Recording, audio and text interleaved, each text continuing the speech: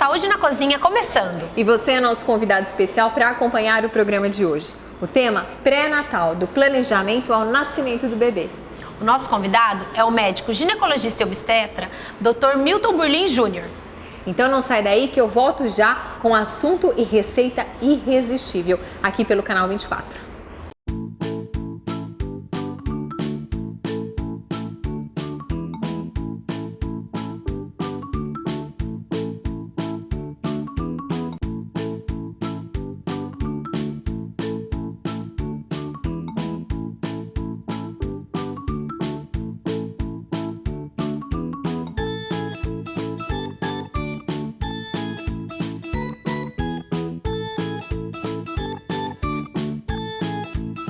Bem-vindos ao Saúde na Cozinha. Hoje a gente recebe aqui na Cozinha da Sandrin o médico ginecologista e obstetra Dr. Milton Burlin Jr. Dr. Burlin, muito obrigada pela sua presença aqui na TV Viena, especialmente no Canal 24 e no Saúde na Cozinha. Eu que agradeço o convite, Maíra e Marina. É importante participar de atividades como essa para esclarecer e para melhor trazer a saúde à nossa população. Planejamento, cuidado com a saúde e um pré-natal adequado são essenciais para quem pretende ter um filho. Muitas vezes a decisão chega a ser adiada, mas o sonho de ser mãe geralmente predomina na maioria das mulheres. Mas por onde começar? Eu começo o programa de hoje justamente perguntando isso para o Dr. Burlin. Qual é o momento, qual é o melhor momento para que a mulher procure ajuda e procure o pré-natal? Bem, fica meio paradoxal a gente pensar assim que o pré-natal deve ser iniciado somente depois do diagnóstico de gravidez. Num país de excelência, numa formação social de excelência, o pré-natal ele deveria ser iniciado antes da concepção. A paciente, o casal, deveria levar até o ginecologista as suas dúvidas, as suas incertezas, as suas inseguranças, apresentar ao médico as suas dificuldades, as suas dúvidas, que durante esse período pré-concepcional poderiam ocorrer. Infelizmente, essa não é a realidade que nós temos no nosso país. Infelizmente, muitas vezes a gestante chega ao nosso consultório na unidade básica de saúde, já com um diagnóstico tardio de gestação. Tardio quanto tempo? Passadas já as primeiras 12 semanas de gestação, que é uma fase muito importante no pré-natal, é uma fase muito importante para o obstetra, esse início, esse comecinho de tudo. Eu falo da importância do pré-natal antes do diagnóstico de gravidez, principalmente para esclarecer essas dúvidas que podem aparecer e principalmente para a suplementação do ácido fólico. Hoje em dia é sabido que o ácido fólico tem uma importância significativa na redução dos defeitos abertos do tubo neural, principalmente mielomeningocele, anencefalia e espinha bífida. Sim. Alguns autores ainda associam o uso do ácido fólico em malformações cardíacas e em malformações como lábio leporino, crânio-faciais, mas não está muito bem estabelecido isso daí ainda.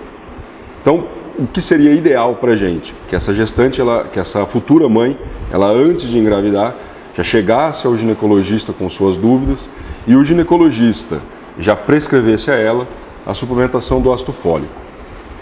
Objetivamente, nesse nosso pré-natal, ele já chega com o diagnóstico de gravidez. Estou grávida. Excelente. Vamos agora rastrear os seus riscos, Então, quanto mais precoce é o pré-natal, mais adequado a gente consegue suplementar as necessidades desse pré-natal. Rastrear adequadamente o feto, rastrear adequadamente os riscos que a mãe pode estar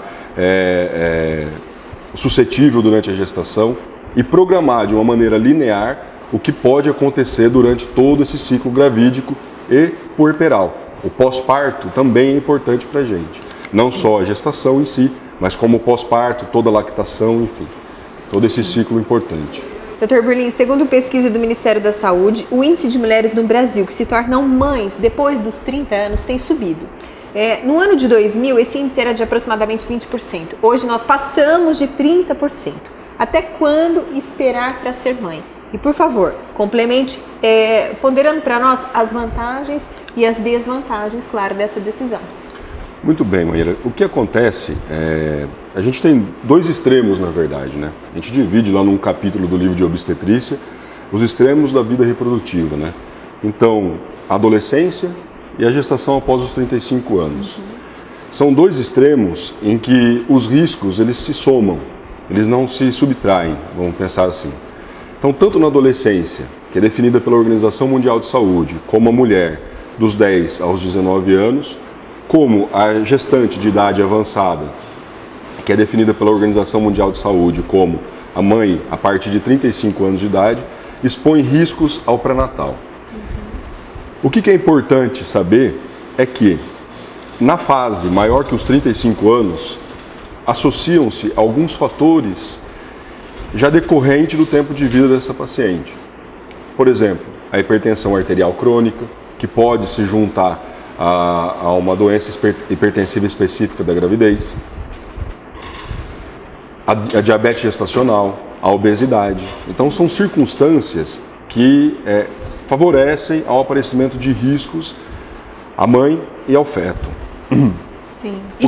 Desculpa, mas assim, então, e de maneira geral, ao bebê, quais são os riscos dessa mãe ter mais de 35 anos? Então, pensando de uma maneira geral, assim, como um todo, né? Acima dos 35 anos, a gente pensa assim, 35 anos, o risco de uma paciente ter um feto que desenvolva uma síndrome cromossômica, por exemplo, a síndrome de Down, ela gira em torno de 0,98%.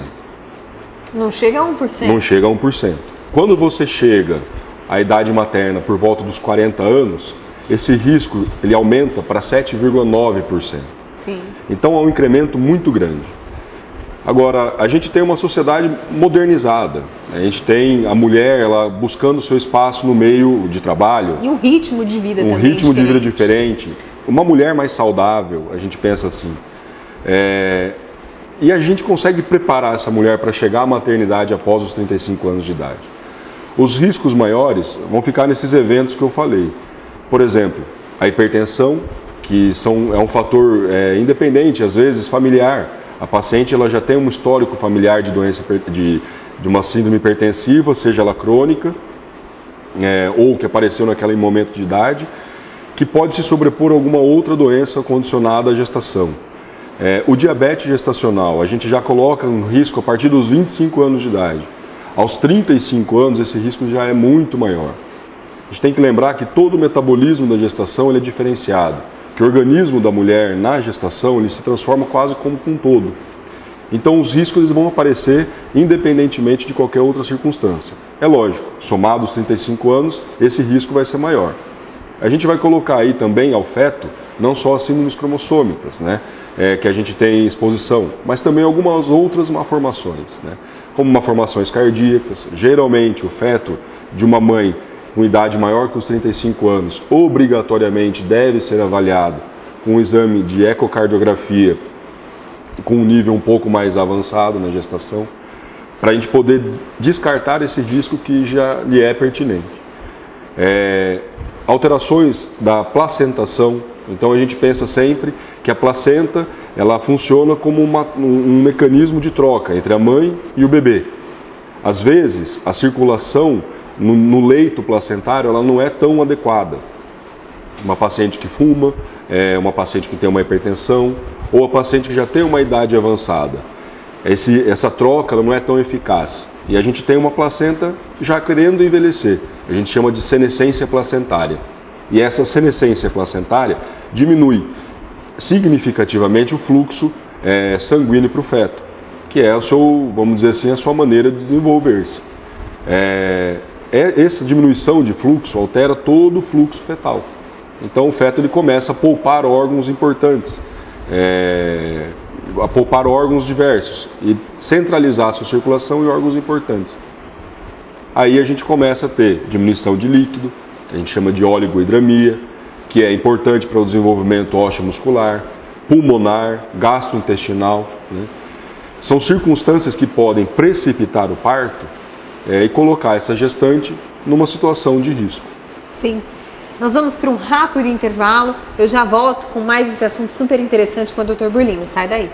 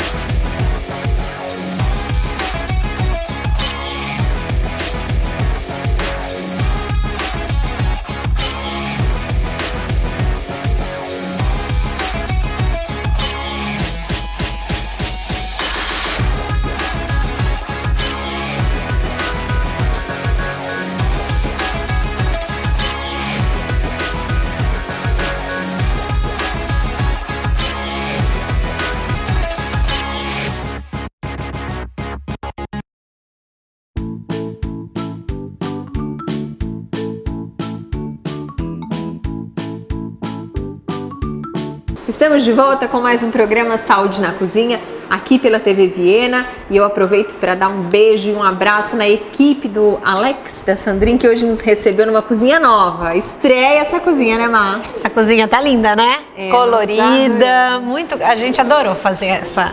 E vem mais novidades futuramente, né, Má? Exatamente. E eu vou aproveitar, antes da gente continuar o assunto sobre pré-natal com o Dr. Burlin, para Má contar o prato de hoje, que eu sei que o Burlin adora. Então, hoje a gente vai preparar uma carne assada, né? Eu tô preparando uma fraldinha assada com mostarda e ela é acompanhada de batatas assadas, né? Um prato que a grávida pode comer sem medo, que não vai trazer risco algum, nem para ela, nem para o bebê. Porque eu vou fazer essa fraldinha assada bem assadinha, porque, bom, aí o doutor pode falar até melhor do que eu, com certeza, que a mulher grávida não deve ingerir carnes mal passadas, né? Então, vou fazer essa carne especialmente também para gravidinha. Ah, sim, levamos em consideração. Voltando ao nosso assunto, Dr. Burlin, por favor, quais são os limites de idade gestacional para definição de abortamento, parto prematuro, parto termo e gravidez prolongada? Bom, mas é o seguinte, a gente define o termo como uma gestação que vai das 37 semanas até a 40ª semana. Esse é o termo. Se um bebê nasce com 37 semanas, ele é um bebê a termo. Se um bebê nasce com 40 semanas, ele é um bebê a termo. Se por acaso esse parto ocorre antes desse intervalo, ele é chamado parto prematuro. Mas aí a gente tem um limite do que é o aborto e o que é o parto prematuro. Então, Maíras, é importante a gente dividir isso daí por definição de conduta mesmo. Em cada fase da gestação, a gente tem algumas condutas referentes à idade gestacional. Então, o abortamento, a gente fala até 22 semanas, né? Ou um peso fetal menor do que 500 gramas. Sim, então até a 22ª semana pode ocorrer um aborto. Pode ocorrer um aborto. Sim. Então, mas o que é importante a gente saber é que, assim, esses limites de idade gestacional são de importância significativa para a definição de condutas dentro da obstetrícia. Então, o abortamento ele é definido como a perda do produto conceptual até a 22ª semana, entre 20 e 22 semanas. Então, a gente tem do começo da gravidez até 22 semanas como uma chance de abortamento. A gente lembra que até 12 semanas, 80% dos abortamentos acontecem e são chamados abortamentos precoces. A partir de 12 semanas, esse risco cai muito, então torna-se 20% só do risco de acontecer um abortamento. E esses abortamentos são chamados tardios, de causas totalmente diferentes, de circunstâncias totalmente diferentes. Isso é importante na avaliação da anamnese, da conversa com a paciente na primeira consulta, esse antecedente em relação a perdas anteriores, né, que vai implicar futuramente no planejamento de pré-natal, visando inibir essa perda. Uma gestação a termo, ela é definida como a gestação entre 37 semanas até 40 semanas. A termo, é isso? A termo. Então, o nenê que nasce geralmente entre 37 e 40 semanas é um nenê de termo, né? É um nenê que já teve todo o preparo intrauterino, que a atividade pulmonar ela já está no seu apogeu, então pronto para nascer. A gente lembra que a última estrutura que se desenvolve no feto é o pulmão. Então, o pulmão ele tem um tempo maior para maturação, diferente de outros órgãos. Já formados nessa idade. Já formados nessa idade. Mas o pulmão demora muito. Então essa maturação pulmonar é que define termo para a gente. De 37 a 40 semanas é um bebê de termo que a gente fala. O prematuro a gente define de 24 até 36 semanas e 6 dias. Nesse intervalo, a gente tem inúmeras circunstâncias que podem desencadear um trabalho de parto. E ainda dentro dela, a gente tem um limite para poder diferenciar o que a gente faz e o que a gente não faz. Por exemplo, de 24 até 34 semanas, a gente sempre tem uma conduta ativa em relação à inibição do trabalho de parto prematuro. A não ser que esse bebê tenha um sofrimento importante, a não ser que o risco materno seja extremamente elevado. Mas, em tese, nesses 24 a 34 semanas, a gente tem uma conduta ativa para inibição do parto. De 34 semanas até 36 semanas e 6 dias, a gente tem já uma conduta expectante, deixa a evolução natural do trabalho de parto. Por quê? A gente lembra que o pulmão ele é o órgão que mais tardiamente se amadurece, mas a partir de 34 semanas, esse amadurecimento, essa capacidade pulmonar de troca, de função, ela já é muito mais viável do que uma vida intrauterina com alguma causa de sofrimento, que é, por exemplo, uma das causas para trabalho de parto prematuro. A gravidez prolongada, na verdade... passa de 40 semanas. Aí a gente tem duas definições. A gente tem a gestação pós-datismo, que a gente fala, gravidez pós-datismo. A gente lembra que quando a gente faz a continha lá no pré-natal, que a gente fala, data prevista do parto, 10 de outubro de 2015. 10 de outubro de 2015 seriam 40 semanas. Além de 40 semanas, o nenê teria até 42 semanas para nascer. Esse intervalo de 40 a 42 semanas a gente chama de pós-datismo. É o máximo que a gente pode esperar de uma gestação. Depois de 42 semanas, a gente chama de gestação prolongada. Então, a gestação prolongada ela é além de 42 semanas. Isso ocorre? Alguns lugares acontece. Sim. Pela falta de informação de pré-natal. Entendi. Às vezes você pega uma população de muito baixa renda, que não tem acesso ao pré-natal, não tem acesso aos programas de saúde da família, não consegue ter essa troca de informação e chega, às vezes, na unidade de saúde, pela conta, pela avaliação do feto no pós-parto, com mais de 42 semanas. É muito difícil acontecer. A gente tem um intervalo entre 40 e 42 semanas, que é muito mais prevalente do que após 42 semanas. Mas acontece sim. Eu aproveito e peço que você fale pra gente quais são os principais exames que uma gestante não pode deixar de fazer em hipótese alguma. Então, Marina, a gente vai dividir a gestação agora, para responder mais facilmente essa pergunta, em trimestres. Então vamos pensar assim, na gravidez de 0 a 12 semanas, de 12 a 24 semanas e de 24 até 36 semanas. O que é importante, né, de mais importante desses exames? Exames laboratoriais e exames de imagem. No primeiro trimestre, não pode faltar toda a rotina, triagem sorológica, toxoplasmose, rubéola, citomegalovírus, hepatite B, hepatite C, o HIV, o sífilis, hemograma, tipagem sanguínea, que é importante também, a glicemia de jejum, que já cai diretamente no conceito de diabetes gestacional, uma glicemia de jejum alterada, a pesquisa de infecção na urina, urina 1 e a cultura dessa urina. Não adianta só colher o exame de urina, tem que colher também a cultura. Existe uma entidade chamada bacteriúria sintomática, que ela é um importante causador de trabalho de parto prematuro. Então a gente tem que rastrear sempre com a urocultura. E o exame de fezes, né? Importante para rastrear as protozooses gastrointestinais, né? Além disso, no primeiro trimestre, a gente rastreia também o ultrassom precoce para datar corretamente esse tempo de gravidez, né? Para ver se a gente tem uma concordância entre o tempo de ausência de menstruação e o tempo de idade cronológica ao ultrassom. Então isso é importante. Inclusive o ultrassom obstétrico com avaliação da translucência nucal. A translucência nucal é uma prega da nuca do feto, que avalia com uma grande porcentagem o risco para síndromes cromossômicas, principalmente a síndrome de Down, a trissomia do 13 e a trissomia do 18. São as síndromes cromossômicas mais comuns no nosso meio e mais comuns com uma vida prolongada, que são mais compatíveis com a vida extrauterina. No segundo trimestre, a gente rastreia obrigatoriamente o diabetes gestacional. Na gestante que não foi diagnosticada no primeiro trimestre como diabética, ela vai ser exposta com exames laboratoriais através do teste de tolerância oral à glicose. Esse teste ele vai avaliar essa paciente como portadora ou não do diabetes gestacional. Além disso, a gente repete as sorologias em que a paciente ela é suscetível. Por exemplo, toxoplasmose, em que apenas 30% de uma população em geral ela é imune.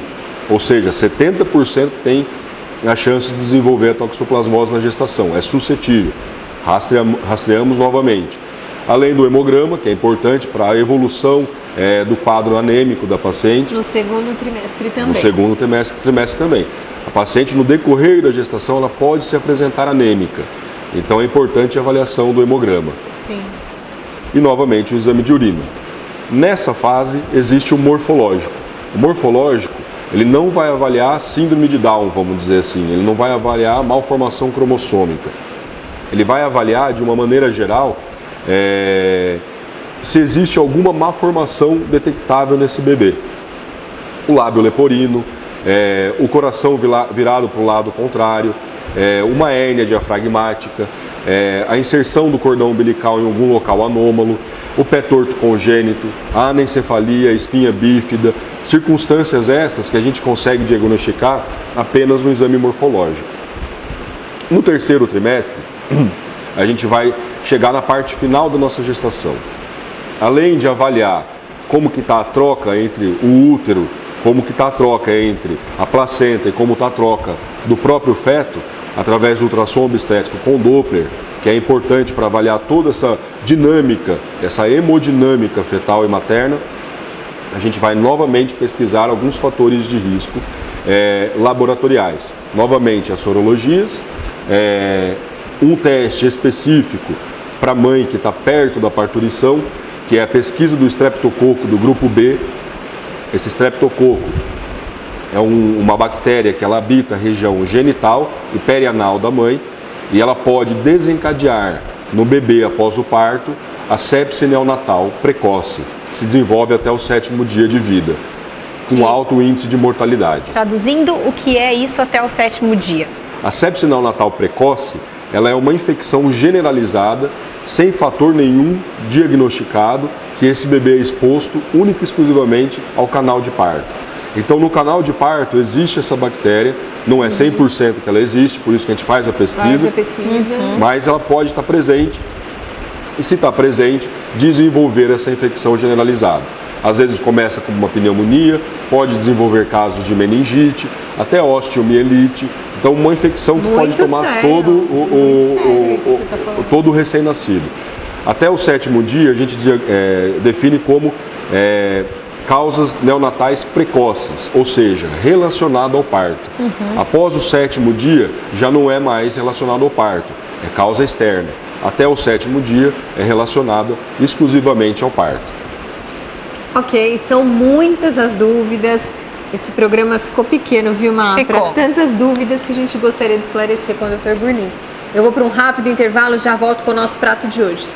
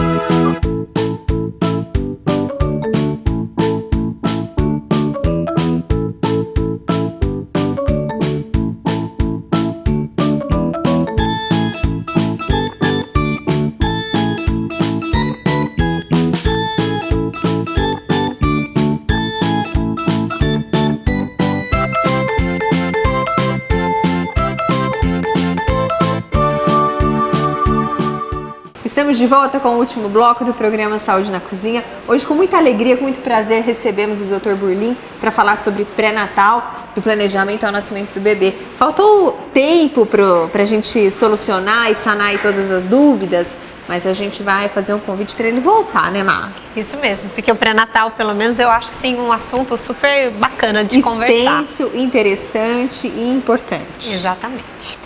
E com esse prato, eu acho que vai ser mais um motivo para você voltar, né, Mar? Fala então, pra gente sobre a montagem de hoje.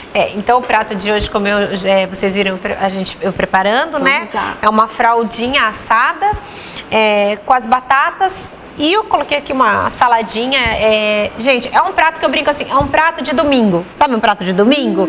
Prato de casa de mãe. É prato fácil de fazer, é rápido. É assim, demora um pouquinho no forno. Mas assim, o pré-preparo dele não é difícil. Tem aqui um molhinho de mostarda de Dijon, então é uma coisa assim, super saudável também, porque assado é uma fraldinha, que é uma carne um pouquinho mais gorda, mas é uma delícia. Coloquei uma salada aqui, porque grávida tem que comer um pouco de tudo. Vale lembrar, salientar que tem que comer um pouco de tudo, mas tomar muito cuidado com a procedência dos alimentos e da salada, por exemplo. Né, a higiene da salada, dos legumes, das verduras, de todas as frutas devem ser higienizadas adequadamente para depois a grávida, a gestante poder consumir sem problema algum. E, enfim, é isso daí. Aprovada? Sensacional. Obrigada. Prato de mãe. Parabéns. Eu vou aproveitar o nosso último bloco e vou perguntar algo pro Dr. Burlin, que foi até uma conversa assim informal entre uma amiga e a gente falando. Quais são as vacinas que a grávida deve tomar durante a gestação? Então, Maíra, o que é importante da vacinação é que assim, a gente tem algumas doenças que a gente tem que ter a gente consegue evitar com muita clareza, né? Através da vacinação. O calendário vacinal da mulher ela é muito bem explícito, muito bem fácil de ser administrado. Sim. O que a gente pede com muito vigor é a imunização da H1N1, que é a influenza A, né? A gente teve um surto em 2010 que tirou muitas vidas de muitas mãezinhas. Então, depois daquele surto, muita coisa entrou em vigor, muita coisa melhorou. Sim. Então, toda gestante deve ser imunizada a partir da 12ª semana. Em tese, não há tempo para ser imunizada, mas a gente tenta colocar um pouquinho acima de 12 semanas. A vacina do tétano é importante, principalmente para evitar o tétano neonatal, né? A vacina do tétano é feita respeitando o histórico de imunização da gestante.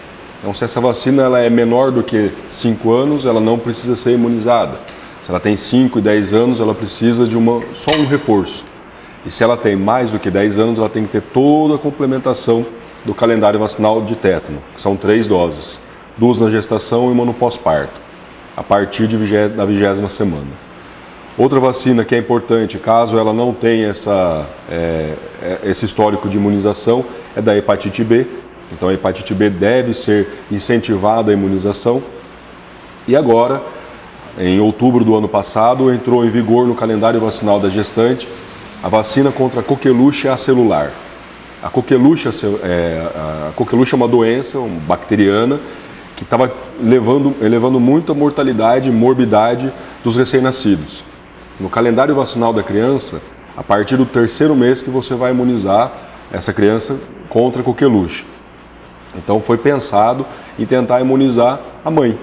Imunizando a mãe, ela passaria os anticorpos via placentária para o feto e ele teria essa imunidade duradoura até os 3 meses de vida, quando ele realmente ia ser imunizado. É uma vacina que deve ser tomada entre 27 e 37 semanas. 27 e 37 semanas. Isso, está totalmente disponível na rede de saúde e deve ser incentivada pelo obstetra e pelas meninas da enfermagem que acompanham a gestação. Sim, e eu tomei essa vacina semana passada, acredito, e super tranquilo, não tive nenhuma reação ou mesmo dor, foi bem tranquilo mesmo.